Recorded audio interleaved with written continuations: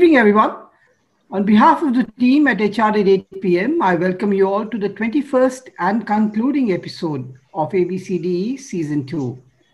During the Season 2, we were served with 21 different perspectives on Friday evenings on academia, business, consulting, development, and entrepreneurship, starting from May 2020.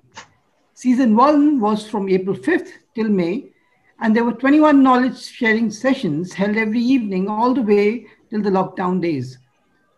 These sessions for both the seasons have been the brainchild of Indranil Banerjee and a group of dedicated volunteers of HR at 8 p.m. The topic for today is building sustainable businesses in the post-COVID era. Our expert speaker is Shrikant Shastri.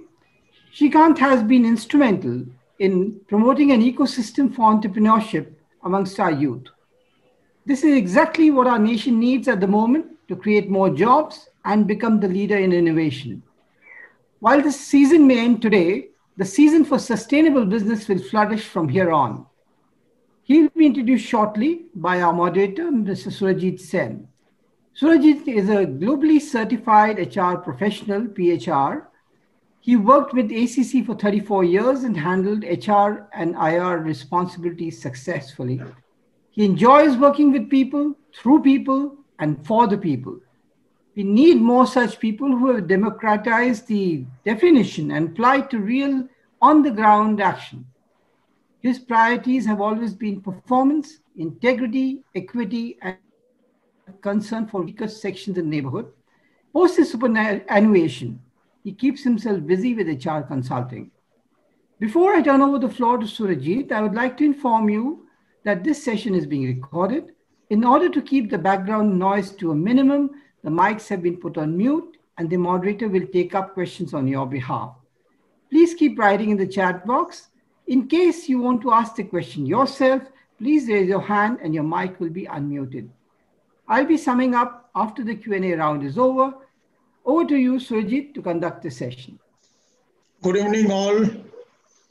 Thanks, Atulji, for the introduction, and to HR at 8 p.m. team led by Indranil Banerjee for giving me this opportunity to moderate this session. I feel privileged and honored. On behalf of HR at 8 p.m., I heartily welcome today's distinguished speaker, Mr. Shrikant Shastri, host Mr. Atul Bhatnagar, founder Indranil, and all the professionals participating in these today's sessions. Today, Mr. Shastri will be talking to us on building sustainable businesses in the post-COVID era. The subject matter is very appropriate and relevant as our nation is struggling to rebuild our economy, facing various challenges due to non-availability of vaccine yet, low GDP, large-scale unemployment, high inflation, lack of investments, and overall aggressive neighbors, so on and so forth. With this background, we will be listening Mr. Shastri to understand how to create sustainable business models amidst these challenges. I think HR at 8 p.m. team for selecting such an appropriate topic and speaker in this evening. Before I proceed further, I would like to introduce Mr. Shrikant Shastri, today's eminent speaker on the subject. Mr. Shastri is an engineering graduate from IIT Kanpur and management graduate from IIM Calcutta. Post-qualification, he had worked with Unilever India and McCann Erickson as CEO. He is a seasoned entrepreneur who has built and exited 2 successful ventures that have 2,000 employees, 2,000 plus employees, and 15,000 plus employees, respectively. This I'm giving emphasis, I being an HR professional. So what I want to stress here is Mr. Shastri is a big entrepreneur who has employed such large number of employees. He has co-founded Crayon Data, the ambitious Singapore and India-based artificial intelligence startup, and started the Chalo Startup Initiative. Through 10 web episodes based on series of real startups, he is distilling 10 key lessons to would-be entrepreneurs. He is an innovation expert, currently serving as chairman of IIM Calcutta Innovation Park and chairman of I3G Advisory Network. I would like to mention here I3G means innovation, incubation, investment and growth. As an active, he is also an active charter member, and as active charter member of TIE, the Indus Entrepreneurs Delhi, an Indian angel network, Mr. Sastry supports several incubators across India. So basically, Mr. Sastry is helping our nation in rebuilding our nation, the youth, so that they can start up with new initiatives, reskilling and all those things he is doing. His specialties are global customer and investor relationship, mentoring and scaling, merger and acquisition, entrepreneurship, solving India-specific challenges through business ideas and CSR. When I asked him this morning how he keeps himself on what are the activities, he says three things these days keeps him busy. One is innovation, other one is education. He goes to Ashoka University regularly over there, and then he spends a lot of time in mentoring and scaling young entrepreneurs, which is really commendable job. He says he is not a specialist because of his humbleness. He says I am a jack of all trades but master of none. But I find that he is a teacher, and we really we respect to his kind of innovation, the kind of like mentoring he is doing, the kind of like mentorship he is doing for the startup company entrepreneurs to come up and other. And I really feel great to introduce him to this August gathering session. With this brief, incomplete introduction, I don't think this is a complete introduction, but what I have ventured. I once again welcome and invite Mr. Sastry to enlighten us with his thoughts on the subject.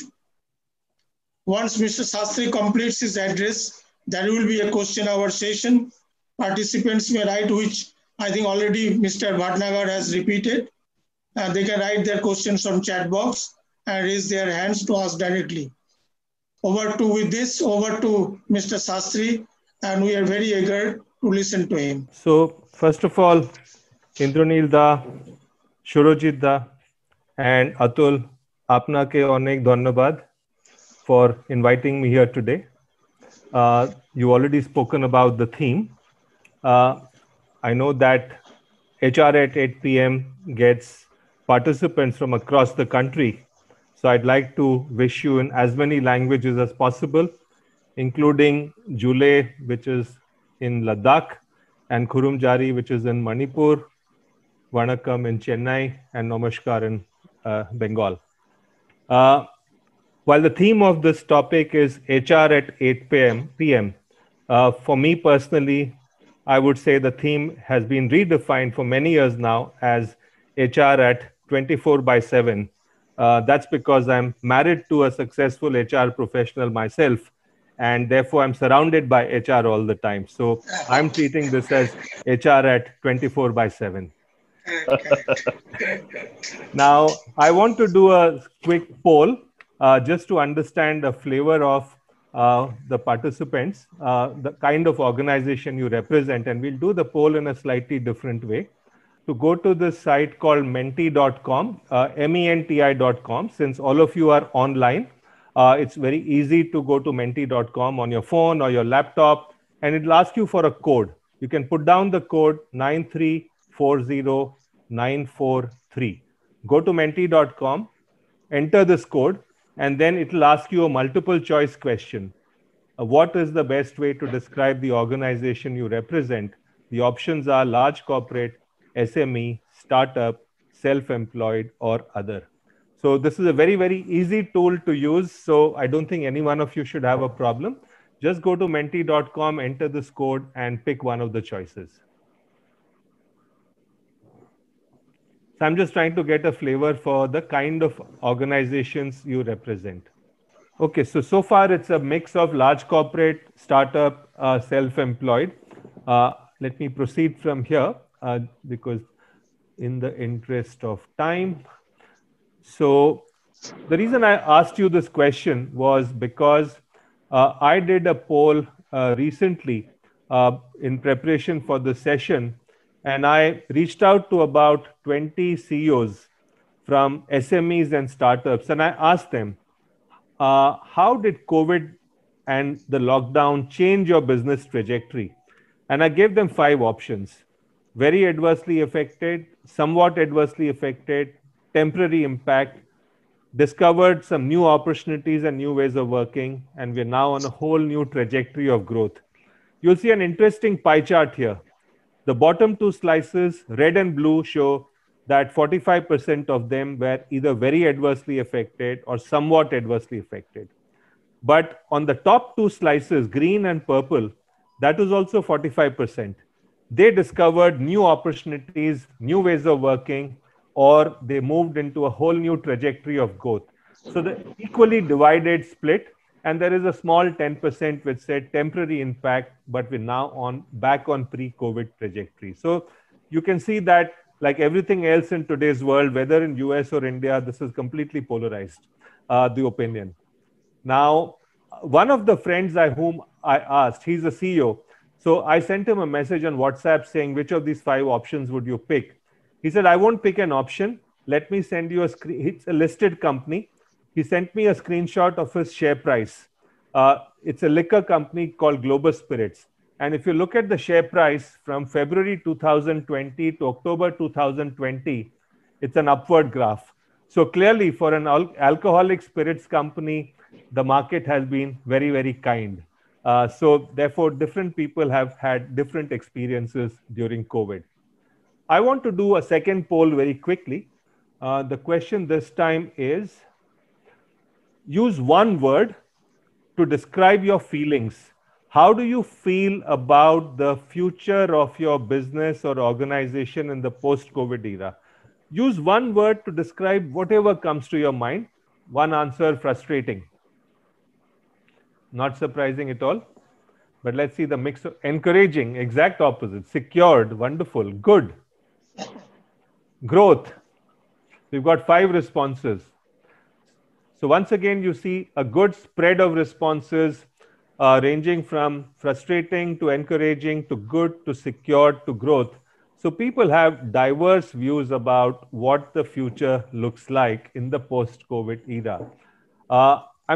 This is a good flavor for what in general people believe, so I will not spend more time on this.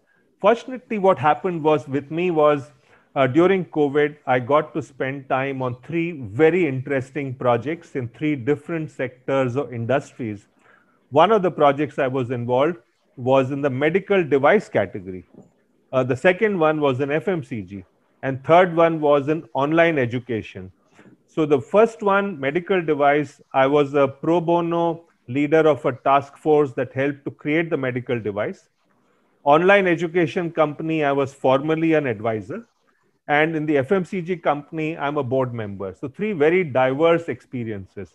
So without getting into details of all of this, I'm going to spend more time on the first one, medical device, where a company launched a new product during COVID in a completely new category for them. And that is where I want to spend some time. Atul knows the story, so he might find the repetition a bit boring, but hopefully the rest of you will find it interesting. How did it start? On day 2 of lockdown 1.0, I got a call from this professor at IIT Kanpur, Professor Amitabh Bandyopadhyay. He called me. He's in charge of the startup incubator at IIT Kanpur. He called me and said, I need your help because in response to the Prime Minister and government's clarion call asking for IITs and other engineering colleges to come forward and help with products and solutions to fight COVID. He said, I sent out this message to all our incubated startups, and these 2 young boys have come forward. They are running a robotics company, but they now say they want to make a ventilator to fight COVID. So I said, okay, let me talk to them.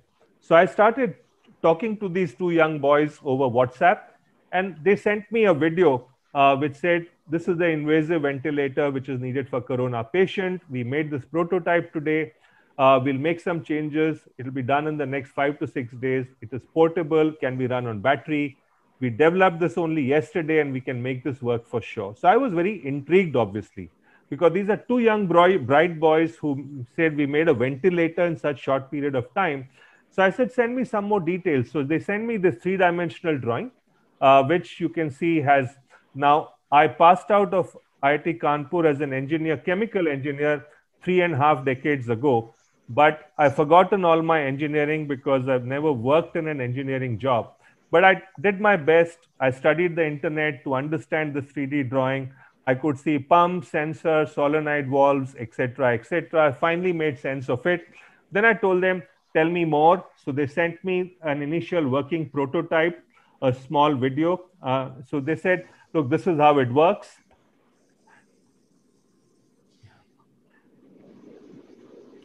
So you can see an artificial lung being simulated there, and the ventilator is pumping air into it. So they sent me this video of a very, very early initial prototype, actually. So I was clearly very intrigued by this. So I started studying about what is ventilator. I'd never learned about a ventilator before. So I learned that there are two kinds of ventilators. There is something known as a non-invasive ventilator, where basically what happens in the case of COVID, as all of us know, your lungs become weak. So they need help in breathing. So one kind of ventilator is called non-invasive ventilator, where quite simply, it's like a mask on your face. The word non-invasive means that nothing goes inside your body. So there's a mask on your face and air gets pumped in through your nose. There's another kind of ventilator, which is called an invasive ventilator. This is in more serious cases where the body needs much more help. So there's a tube that goes right through the breathing canal into your lungs and takes the air inside. That's why it's called invasive. So having understood all this, what I and the professor did was we assembled first thing I said is, let's create a WhatsApp group. We created a WhatsApp group called India Overcomes COVID. And we assembled a group of 20 experts. And on March 29th, we held our first task force meeting over Zoom. And as you can see that there are 20 people here. The task force is interesting because it had a right mix of experts. There were 4 CEOs from medical technology industry. There was 1 supply chain expert. There was 1 manufacturing expert. There was 1 Padma Shri, 1 Padma Bhushan. And there was a group of young people from IIT Kanpur's incubator, apart from the 2 boys from the company who had made the ventilator. And this task force came together to set an ambitious objective, saying we are going to make it happen during COVID. And for the next 82 days non-stop, there was a 12 noon Zoom call every day without fail, including Sundays. And at 12 noon, we would meet for 90 minutes, thrash out every issue, make progress, and continue the conversation rest of the day over phone, email, WhatsApp, etc. By doing this, we made rapid progress. Within 82 days, we had a product ready, not just a prototype, a product which had been tested by doctors. So you see the picture here with a well-known intensivist or a doctor who's in charge of the ICU in a well-known hospital in Pune, who tested the product, validated it. We did the same thing at hospitals like Medanta and Fortis in Delhi and some government hospitals. The product was ready, and in 82 days, it was manufactured and ready. And just for context, the normal development cycle for a product high-end invasive ventilator like this is 18 to 24 months. But given the pressure of COVID, this could be done in 82 days because a group of very highly experienced experts came together, worked in record time without cutting any corners, and this product was in the market in 82 days. Now, I want to spend a few minutes talking about what made this project a success, because 82 days is remarkable. So one of the members, contributing members to this task force, is the global R&D head for a well-known medical device company in US. He's an Indian origin person. He said he's never seen anything like this before, but this is going to be a model for the future. So what we learned in COVID is likely to become a model for the future. So what made this project a success? I have 7 answers here to share with you. The first one, before I talk about the specific, this picture that you see is of the 2001 Junior Hockey World Cup winning Indian team. The picture is slightly old, that's why you can see the hazy picture.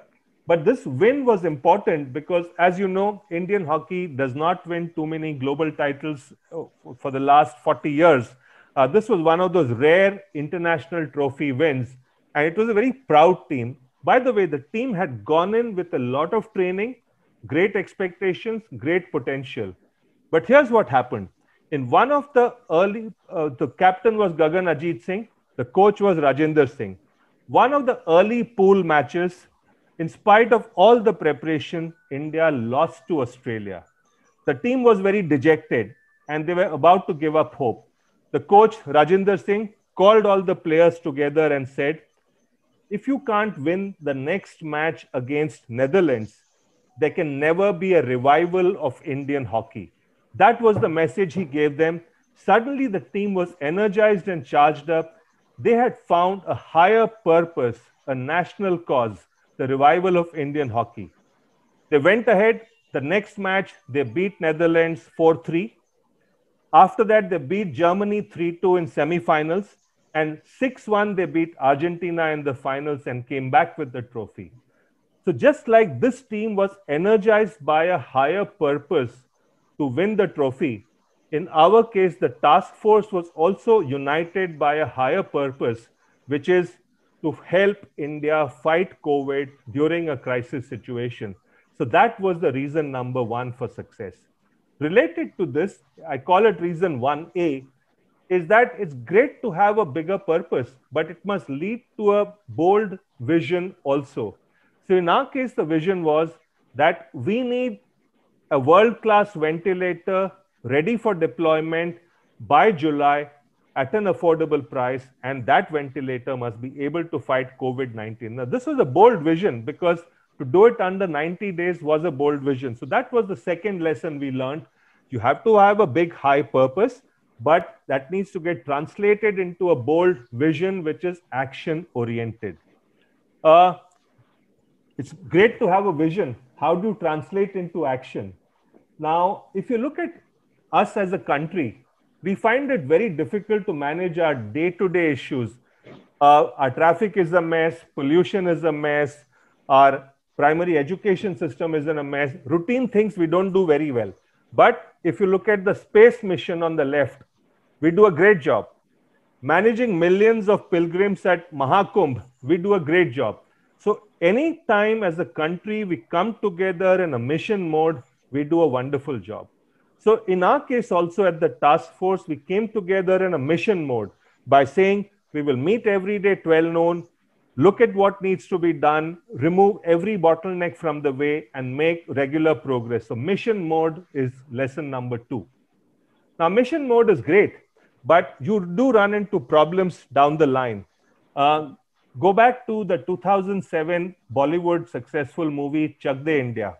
Shah Rukh Khan is the coach of Indian women's hockey team who go into the World Cup as complete underdogs, but they see success. How does Shah Rukh Khan manage it? In the initial few matches, his strategy is to use this tiny little girl from Haryana, rural Haryana, who's so fast that she goes through opponents and scores goals. That strategy works in the initial stages. But they run into the South Koreans in one of the matches. The South Koreans use a man-to-man marking strategy in that match. Shah Rukh Khan's strategy does not work in counter to that. So what he does is, he pulls in one of his senior players who has been on the bench so far. He calls her because he knows she can demolish the South Koreans' man-to-man marking strategy. That player comes in and completely demolishes the South Korean man-to-man marking strategy, and India wins the match. So every match, there is an agility, an agile iteration that's done, and which is what we did in the task force, because when we met at 12 noon every day over a Zoom call, we would take stock. What are the problems we're running into? How do we overcome those? How do we change our strategy for the future? And every day we would have agile iterations and keep moving forward. So this is the success reason number 3. The other one is all about people. Particularly in Calcutta and certainly all over India, we all remember the terrible period from 2005 to 7 when Greg Chappell was the coach of the Indian cricket team. Not only did he sack Sourav Ganguly, but he demoralized the entire team. Sachin Tendulkar has gone on record to say that Greg Chappell behaved like a ringmaster and he has set back Indian cricket by 5 years. Complete contrast to that is the next coach, foreign coach who came in, Gary Kirsten. His style was completely different, non-hierarchical, constructive. He used a light touch to support his players. He was not overbearing. He was not destructive. India went on to win the 2011 World Cup with Gary Kirsten as the coach. The players were so grateful, they carried him around on their shoulders around Wankhede Stadium. So we had a similar approach in our task force. We had a diverse age group. The youngest member of the task force was a 23-year-old young IIT engineer. The oldest was a 74-year-old successful businessman who's a Padma Shri. That is the age span. But when we worked together, it was non-hierarchical. People treated each other as equal. It was collaborative. It was constructive. So that was success reason number 4. Number 5, again an example from cricket, is what happens when you bring people together. They learn from each other. There is osmosis. There is collaboration. Take David Warner as an example. He made his international debut as a ODI and T20 player in 2009. 2009 to 2011, he was not in the Australian Test team at all. But he was playing the IPL in India when, and this is a story I heard from Harsha Bhogle, who told me, he said, Virendra Sehwag, who was also in the Delhi Daredevils IPL team, along with Warner, told Warner one day, you will make a good test cricketer one day, you should give it a shot. Warner said, how is it possible? I'm not even a good test player. Sehwag said, reason 1, 2, 3, why you will make a good test player. The rest is history. 2011, Warner made his test debut, and today he's a very good test player also. How did that happen? Because of osmosis during IPL. When you put together a large group of talented people together, they learn from each other. There is osmosis, and that's how everyone goes back enriched. So even in the case of a ventilator task force, when 20 people are meeting every day, day after day, they're learning from each other. The older people learn from the younger people learn from the older people, and so on and so forth. So therefore, this was the other reason for success. People learned and the learning kept improving, and that helped the entire ventilator project.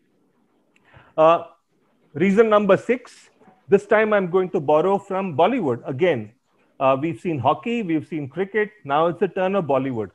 The picture on the right is of a beautiful place in Himachal Pradesh called Chitkul. It's just 90 kilometers from the China border. It's the last point in India where you can travel without a permit. The river is called the Baspa River. So director Imtiaz Ali, who you see on the left side with the long hair, he told me about the story of what happened when he shot the film Love Aajkal at this location. So he was shooting for Love Aajkal in 2019 at this place called Chitkul. It was about to be sunset, and he wanted to take a shot with his stars, Kartik Aaryan and Sara Ali Khan, and they were supposed to shoot on the river bank. Imtiaz Ali, as the leader and the director, spotted a small island in the middle of the river, and he felt that if he kept his camera on that island, he would get a much better shot. But there was no way of getting to the island. So Imtiaz Ali rolled up his trousers and started wading through the river. And his crew realized that the director had made up his mind and was taking the initiative himself.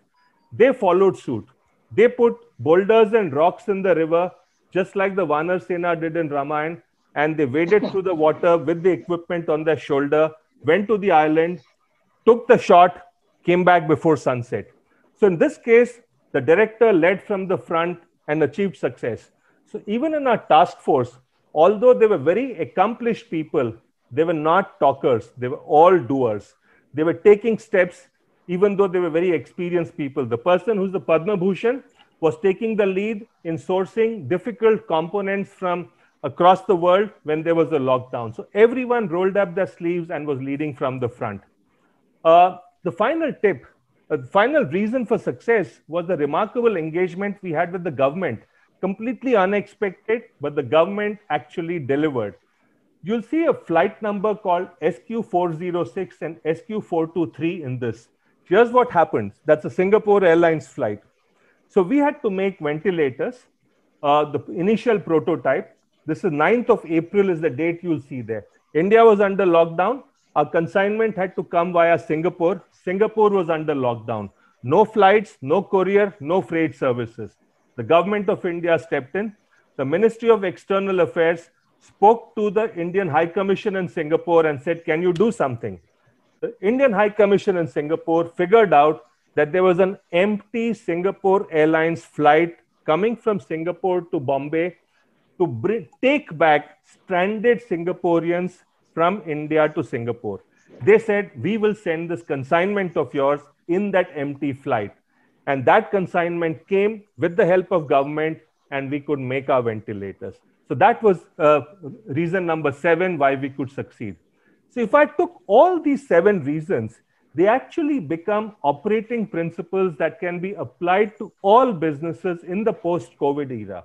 1, you need a higher purpose and bold vision. Any kind of company, whether you're a large corporate or an SME or a startup, your mission cannot be just about making money. It has to be about making difference to society, to the country, to the world.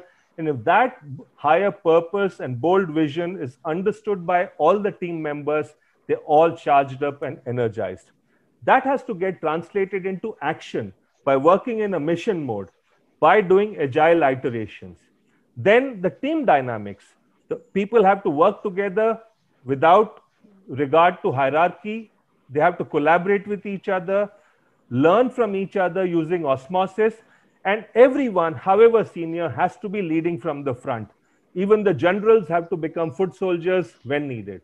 And finally, every company has to learn to engage the organized government effectively. So those operating principles, if you apply, success is assured.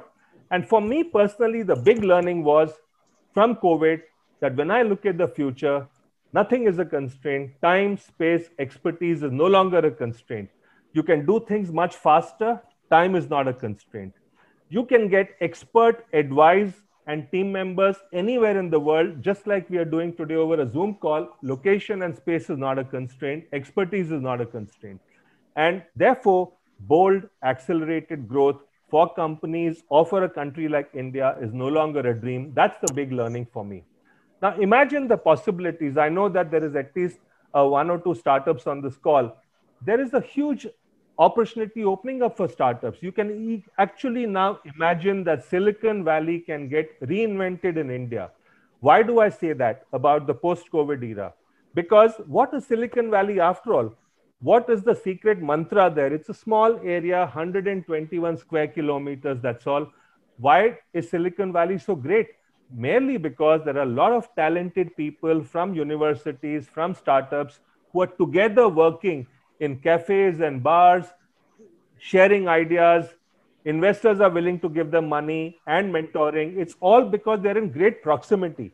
But now in the post-COVID era, geographical proximity does not matter. A friend of mine who's a Silicon Valley veteran said, the advantage of Silicon Valley is completely gone now, because in the post-COVID era, people don't want to meet each other. They're only interacting remotely. If you're interacting remotely, how does it matter whether you're in Silicon Valley or Dehradun or Nigeria? So this is an opportunity for countries like India to catch up and leapfrog, which is why I believe that we have a chance to reinvent Silicon Valley in India, in places like Kolkata or anywhere else in India, which have had a disadvantage so far. I spoke, and this is true for large corporates also, who are now reinventing themselves. 2 CEOs told me this. The first CEO is a CEO, MD of a 1,600 crore listed company. He told me that to succeed in the post-COVID era, your brand has to be very powerful. Why does he say that? Because your brand is powerful. Customers want to buy from you. Your dealers want to do business with you. Neither customers nor dealers want to take the risk of working with unknown companies. So if you build a brand, you become a known company. And therefore, that is the way to if you're a large company, it's important for you to build a brand, to be seen as safe, to be seen as reassuring. Another CEO of a global company, $3.5 billion of revenue, he told me that, look, we have always been client focused, but now our employees want us to have a longer term purpose, which is much higher, much more than making money. They want to know talent wants to work in companies which have a higher purpose. So since this group is full of HR people, it's important for HR people to go and make this transformation in their company, convince the CEOs that we need to be something more than just a money-making machine. We need to have a higher purpose, and we need to set audacious goals for ourselves. So therefore, my conclusion from my experience is that there is hope beyond COVID. This can actually be a chance to create history and chart a completely new path for ourselves. And I'd like to thank you for this time and wish you best of luck. And I hope you traverse a similar path as well. So with that, I am at the end of my presentation. I will stop sharing my slides and happy to take questions. Indranil, do you like to ask him directly? No, you just read it out, sir. Thank you, sir. Okay. Mr. Sastry, it's a question from Indranil. He says, sir, how the HR could create its own brand, leaving behind corporate branding?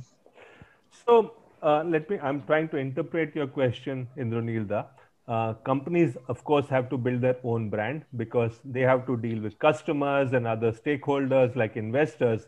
But HR can build its own brand and make a name for itself by showing the way in terms of telling the company leadership that we must have a higher purpose, much more beyond just making money.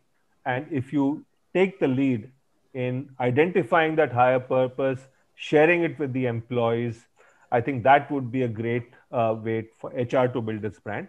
The other is to convince your management that in this new way of working, hierarchy is less important.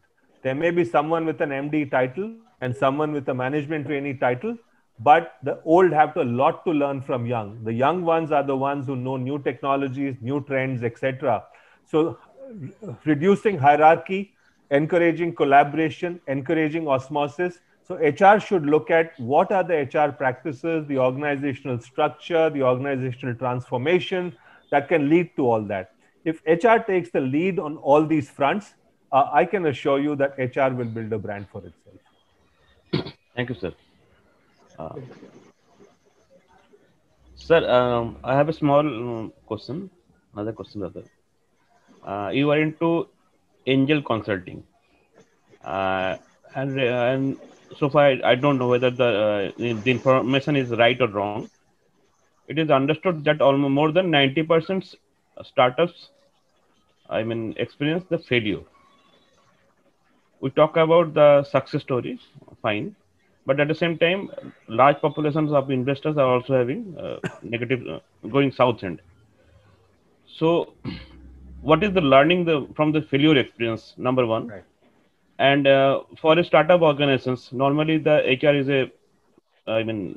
not a prominent thing to look into, because at that time, when developing business and being success is the mantra altogether.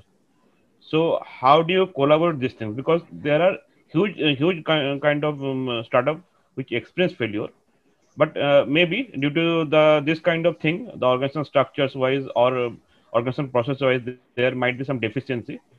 And as I said, that HR might not be the kind of prominence that is there. So what is your take, sir, on this? So, Indranil, there were two parts to your question. One is there is so much of failure in startups and what can we run from the failure? And second is what role can HR play? There are two parts to your question. And Absolutely, I'll take both parts. So, well, you're right. There is 80% failure. But my point is that unless 100 people try a startup, those 20 great successes will not happen. And the reason the failure is because all startups are charting a very pioneering path. They're trying to do things that have never been done before. And when you try and be a pioneer and do things that have never been done before, there is always a risk of failure, a very high risk of failure. So it needs courage to go down that path. And therefore, failure, that quantum of failure is inevitable. That said, I mean, the famous story that all of us have heard about Thomas Alva Edison, the number of times he uh, failed before he succeeded, shows that the greatest inventions have happened only when people are comfortable with the idea of failure. Now, there's a cultural issue here. In India, failure carries a stigma. People say, "वो तो fail हो गया." But in successful entrepreneurial societies like the US, failure is celebrated, saying this person tried to do something different. No matter he failed, he will succeed the next time. So I think there's a cultural journey that we have to traverse in India. So that's one part of it. Now, you've had a point that HR may not have a role to play in the initial part of the company. Now, that's not really true, because some of the best startups create a good company culture at a very early stage. And that is what powers their growth very often. It's not just their idea. It is the power of a great company culture that lets people work together and achieve success. So HR has a big role to play in creating that initial culture. And therefore, I would disagree with you when you say HR does not have a role to play in the initial stages. Enlightened startups will focus on this. Some may not. Thank you, sir. Thank you. There is one question from Usha Sri Radhakrishnan. She says, during the 82 days project, were there conflicts amidst your 20-member team?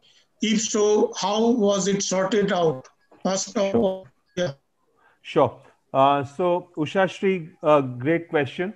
Now, I would say there were some conflicts, but not major. The reason there were not many conflicts was because everyone was working against a very, very sharp and tight deadline. And therefore, people were completely focused on doing what they needed to. There were disagreements, certainly, on the approach and strategy. But because we were doing our 12 noon calls every day, people were very open and frank with each other. So there were many heated and debates happening on those calls. But issues got thrashed out. Nothing was brushed under the carpet and no politics was played. And therefore, there were no conflicts that were being played behind the scenes. These are all open debates and discussions happening and issues getting resolved. I completely recognize. So this is like a wartime, right? But it is in peacetime when people have a lot of time on their hands and minds are idle. That is when conflicts remain unresolved. But the reason so the mission mode that I spoke about, when you work in a mission mode, and you may not meet every day as we did, but you should in a mission mode meet twice a week or once a week. And those meetings or those discussions have to be thorough. They have to be transparent. You resolve the issues. Once you do that, conflicts can go away. But having said that, one of the roles that me and the professor played as co-leaders of the task force was that after that daily call, we would talk to all the other members if required over phone, over email, over WhatsApp after the call. So if there were any unresolved issues, we would resolve that. So the conflict resolution mechanism was the two of us as leaders using back channels to resolve it, but otherwise as many issues as possible were resolved during the daily 12 noon call itself. Thank you, sir. Thank you so much. Welcome. So the next question is Chatterjee. He says for survival of a company, it should have a strong R&D and T&D. In post-COVID period, companies are struggling for survival. Do you think post-COVID there will be growth in industry? Yeah. So, Anando, so you saw in the poll that I did with 20 CEOs, you saw in the audience poll that we did here, opinion is divided. There is a 40 to 50% of people or leaders who believe that growth is possible. They believe that COVID has brought out new opportunities. Some industries which were growing slowly in the past have suddenly growing very fast.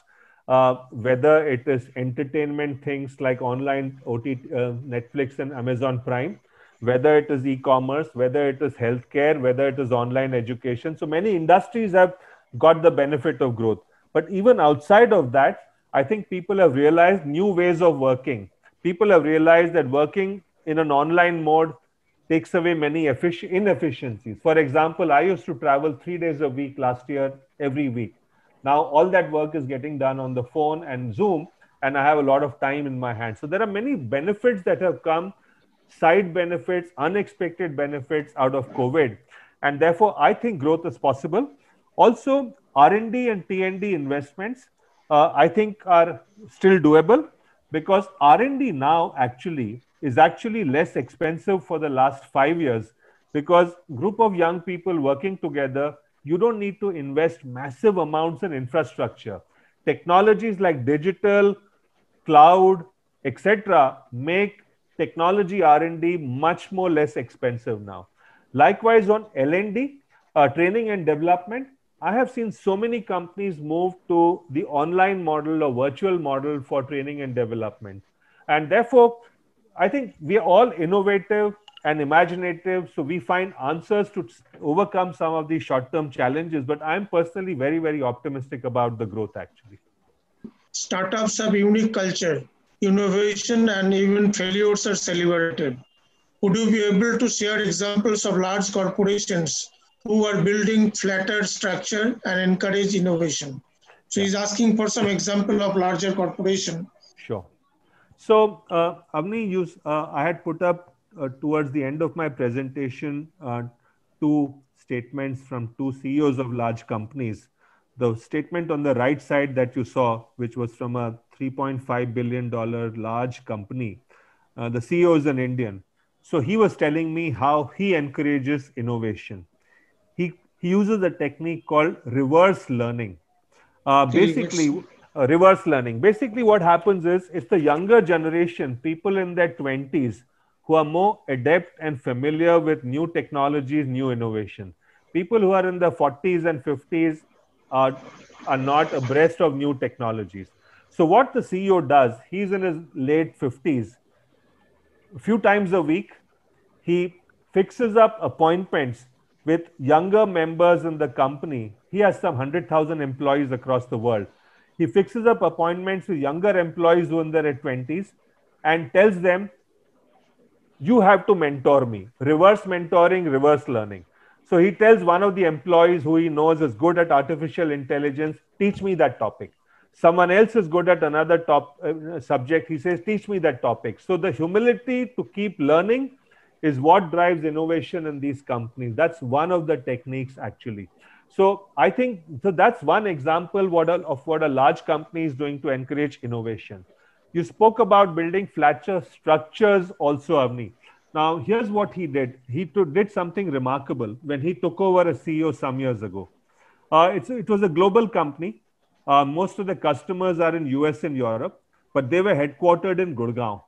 And headquarters in Gurgaon, so he made a decision saying all the senior managers have to move away from headquarters and be as close to the market and customers as possible. So his entire top management moved out of India to wherever the customers were, US, Europe, etc., saying, look, we have to be closer to our customers. And so head office remained only for functions which are back office functions. A few years ago, he abolished the head office concept itself. He's saying, I don't want levels, head office, regional office, zonal office, local office, all that is gone. We will all be spread out. We will reduce the number of layers in terms of offices, be as close to our customers as possible because they are the ones who give us our revenues. So that was one of the ways he got a flatter structure. So I can't name the company because of confidentiality, but it is a live example of me. Thank you, sir. I think it really makes sense. And apart from the wonderful stories that you shared during your presentation, I think this also gives us input in terms of what we can take back for our organizations. Thank you, sir. Thank you. I'm glad it helped. Sir, one more question from Sujay Datta. He says, why do most companies still look at China for parts and components for their products? Key components are still not available in India. European components push companies out of contention price-wise. So, Sujay, your facts are right that key components are not available in India. European components are expensive. companies still look at China. I'll give you our experience during the ventilator project. Because we were making a world-class ventilator, we needed components which were available either in China, Europe, or US, or Taiwan. And the reason we had to do that was the volume of ventilators produced in India is not very large in the past. We make 8,000, 9,000 ventilators per annum. At that volume, it is not practical for every component to be made in India, just doesn't make sense. So some of the components, you can import the components, but the important thing is how much of the value addition on top of that are you doing in India? The software that runs it, the integration, that's what matters. So I'm less worried about components being imported. But that said, where do you import components from? There is a big move to reduce the dependence on China, both because of the geopolitical condition, also because of quality. I'll give you an example. There was always a suspicion that Chinese components have a quality issue. And we faced that challenge. And initially, because Chinese components were easily available, we imported it in April, May. But then we realized very quickly there were quality issues. We replaced it. And some of the Chinese companies did something which was very nasty. The initial samples they sent you were very good quality. You placed an order. When the full consignment came, it was a poor quality. So those are things we learned. And then we moved to European and US components. So those are more expensive. But when you look at the overall price of a product, including the software you write and value addition you do, the component price matters much less. What is more important is to produce a very high quality product which has an international market. But people are moving away from China gradually. It will not happen overnight. And nor is it practical to make every component in India because it's just not worthwhile at this stage. At some stage, it will make sense. Take the automobile industry. India produces a large number of automobiles, so you can produce automobile components in India. So the moment the market is big, you will automatically start creating components in India. But right now, Atmanirbhar Bharat, I've spoken to people in the government, does not mean you produce every component in India. It means that you're self-reliant in as many aspects as possible, but does not mean 100% indigenization. Thank you so much for this presentation. You're welcome. It was very nice. Thank you. You're welcome, Sujoy. Yes, sir. We have one more question from Arijit Chandra Majumdar. Do you think crisis is the best time for innovation? Arijit, you're right. Crisis brings out the best in everyone. It definitely drives innovation. But I asked the same question to several CEOs, and I asked them, how will you replicate? In COVID time, you took emergency measures. How will you replicate that in normal times when people become complacent? He said, in normal times, we have to create, in peace times, we have to create war-like situations. So I said, what do you mean? How will you do it? So he said, I'll give you an example. He said, they provide accounting services to their customers. And normally in the past, their aim has been to close the books of accounts for their client within a certain number of weeks of the financial year end. He's saying, I'm now going to set a target, saying if earlier it was taking 8 weeks, you must now finish it in 4 weeks. Or if earlier you were doing it in 4 weeks, you must now do it in 2 weeks. He's saying, if we set a challenging target, which is bold enough, and you put a competent team to work on a mission mode, and you create a sense of urgency, people will work towards it. People will find answers. So set challenging goals, empower people, create groups of people who can work in a mission mode. Then in that situation, innovation will happen even in normal times. Very true, sir. Very true. Shrikant, I had 2 questions. Shojit, if I may. Yeah, please. One is, how do we change this culture among startups, which is the current one, which is basically on the higher purpose seems to be valuation and funding. And we need to change that line of thinking, because right now success is being more advertised. Look how much funding you've raised, how many rounds, whatever be the other metrics going with, which is very money related. The second question is, look, I also see that some of these startups have come up with problem statements which are may not be real problems. So they have thought of and brought that up. On the other hand, there are some real life problems. I happened to be in Rajouri in J&K last year, and the general there was talking of there are nearly 150 problem statements which the Indian Army, all the Indian Armed Forces have put out.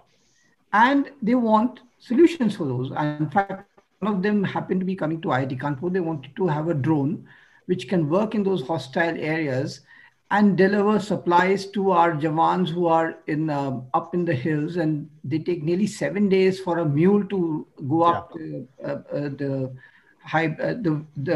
incline. So they wanted a more technology-related solution. So there are these problem statements. So now I've only talked about the Indian Army here, but even the corporates, Indian corporates, they can come up with problem statements, and they all have something or the other. Yeah. So can we pool them together? Can we get them to work, get our graduates to work on those which are real life problems, leading to some real life solutions? And that will be, forget the innovation part. The thing is, there is a problem required, and let's solve it. That's it. Yeah. No, I think both your questions are excellent, Atul. I'll take the first one first. How do you get the startups to look at a higher purpose and not chase valuation? I have a simple word of advice for any startups that I engage with. I tell them, stop reading Economic Times, stop watching CNBC or Your Story, because those are the ones who celebrate high valuation. So please stop reading it immediately. Focus on frugality, focus on frugal innovation. Particularly being in India, you can build a startup with a very limited amount of money. Unfortunately, valuations and fundraisers have got glorified. So I think this requires constant reinforcement of a message that focus on building a good product that serves a real need and not on valuation. So this one requires a constant reinforcement. The second one, fortunately now a lot of work is happening in terms of identifying real problem statements and circulating it to startups. For example, at IIT Kanpur, of which both you and I are alumnus, about 3 months ago, we took 4 sectors: education, healthcare, agriculture, and one more. And we actually floated a large mission to gather as many problem statements as possible. For example, in agriculture, one of the problem statements is that most marginal farmers in India have less than 1 acre of land. How do you modernize agriculture in such small pieces of land? That is one problem statement. Second is there's so much of fruits, vegetables, and grains that perish from the journey from the farm to the store. There's so much of farm losses. What can you do to prevent that to stop them from perishing? Can you create innovative low-cost storage devices? So likewise in education, likewise in healthcare, similar problem statements were identified and people were asked to work on it. You spoke on defense. Again, your classmate or one batch senior, Ajay Kumar, who's the defense secretary, if you see the defense ministry site, over the last 2 years, they have a scheme called IDEX, IDEX, which if you see, they've identified 12 categories of problems that they've invited startups to work on. So fortunately, over the last 4 to 5 years, there's a fair bit of realization within some departments of some ministries of the government. Defense is one of them actually.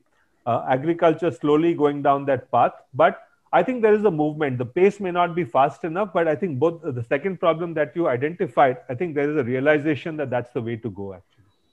Yeah, in fact, I was looking at, I'm sharing this idea with you and the larger public here, that at the 4th year or the 3rd and 4th, in our time, it was the 4th and 5th year when you used to do a BTech project, and it used to be a 1-year project, and it was literally mandatory to do that, otherwise you don't get your degree. Yeah. Now, that applies to whether it's IITs or NIITs or any other engineering college. There are movements to kind of have a project done. Now, again, there the higher purpose should not be the grades. Agreed. It should be solving something real. Agreed. And that's what the problem statement should be shared with people who are passing out, and or rather who are in the 3rd year and the final year, that is. That can lead to a lot of brain work getting mobilized rather than only looking at people who have passed out and then they're looking to become entrepreneurs, etc. So let's try and inculcate entrepreneurship at the college level itself. I totally agree with you, Atul. I think that's an effort that needs to be made. Question is there from Sujay Datta. He says most inventions which drove the growth in the 20th century was because of World War I and II. You're right, Sujay, but it's a larger thing. Every time there's a crisis or a problem, a lot of growth gets driven. I'll give you an example. I made my first ever trip to US in 1992. And I remember I took a domestic, and this is a story, bear with me while I explain how it is not limited to World War I and II. I was on a domestic flight within the US and I landed at Philadelphia airport. And I walked out of the plane, came to the baggage carousel, picked up my bag when I realized I had forgotten my passport wallet inside the plane itself. This was 1992.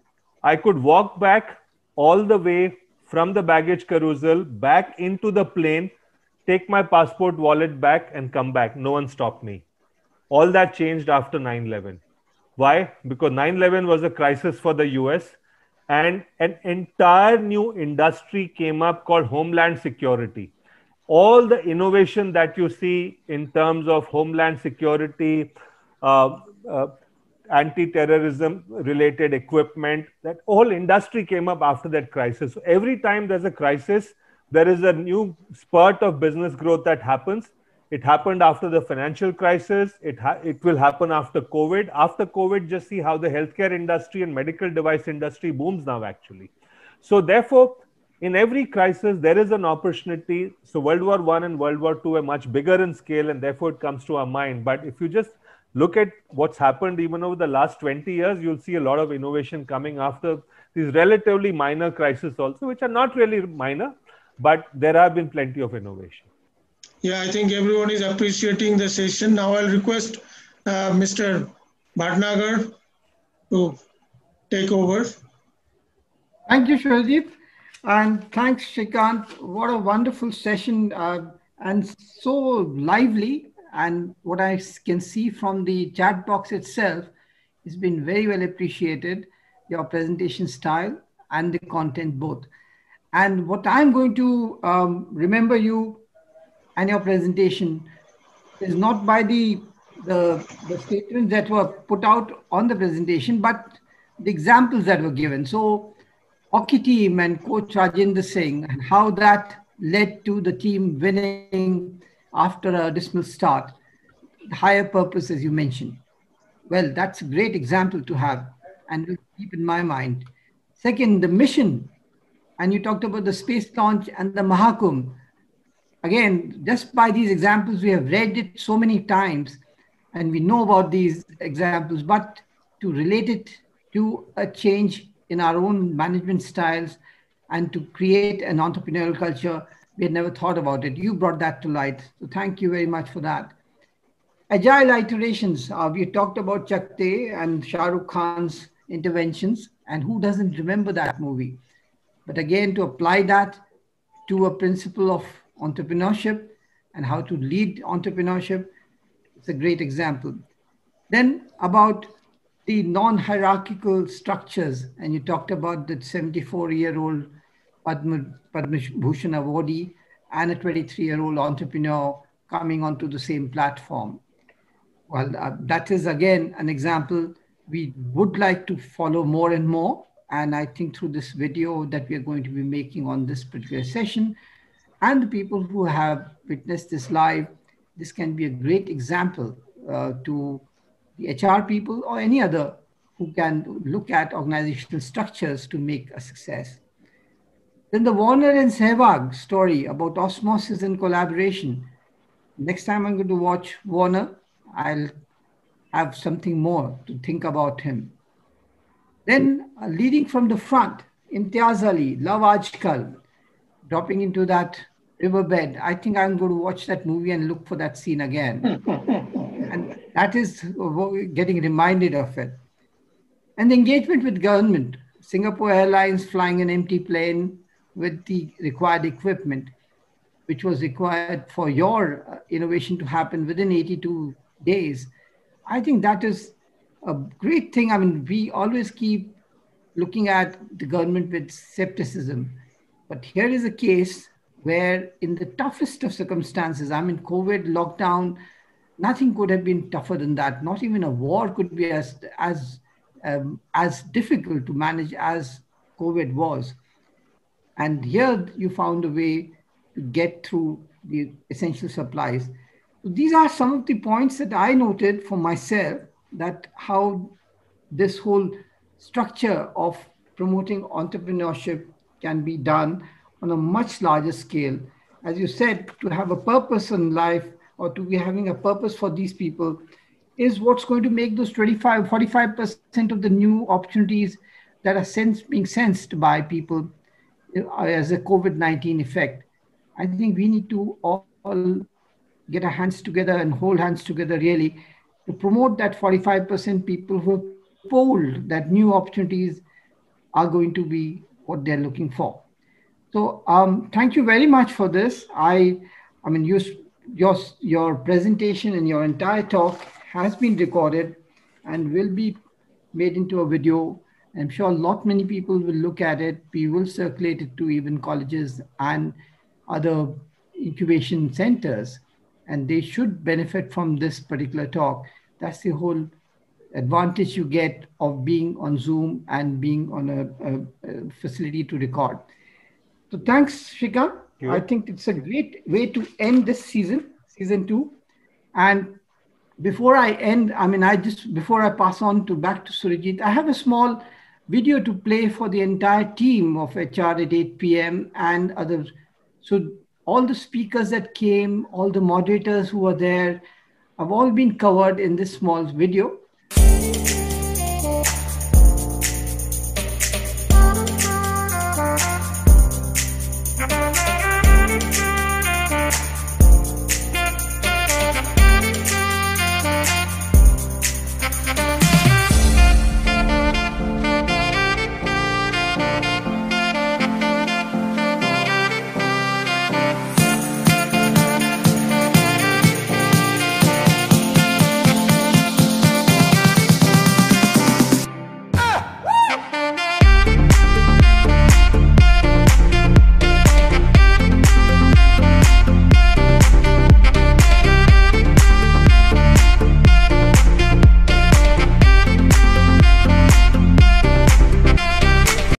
To you, Surajit, to wind up the session.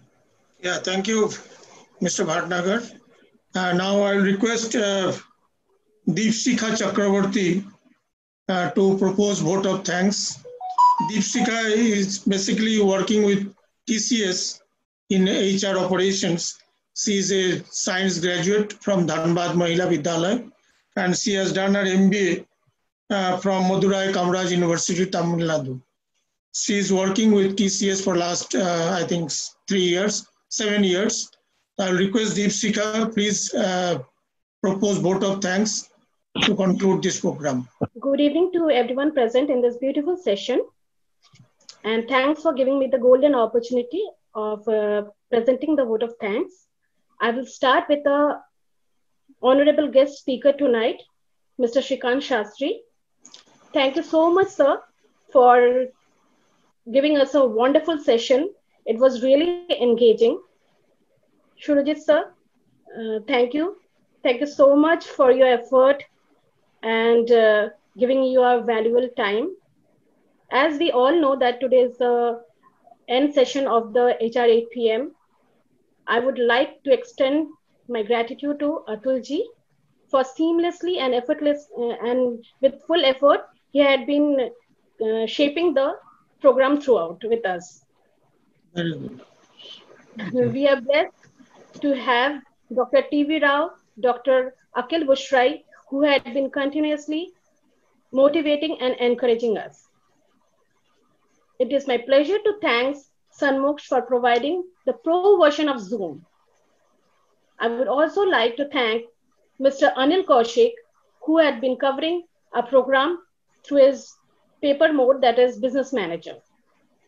Last but not the least, I would like to thank all our moderators, volunteers, speakers, and participants who had been unlocking their ideas and suggestions and effort. With full effort, they had been supporting a program and giving the shape to the HR 8 p.m. as True India One. Thank you so much, everybody. Thank you, sir. Thank you. Thank you very much. Till we meet again, kabhi alvida na kehna.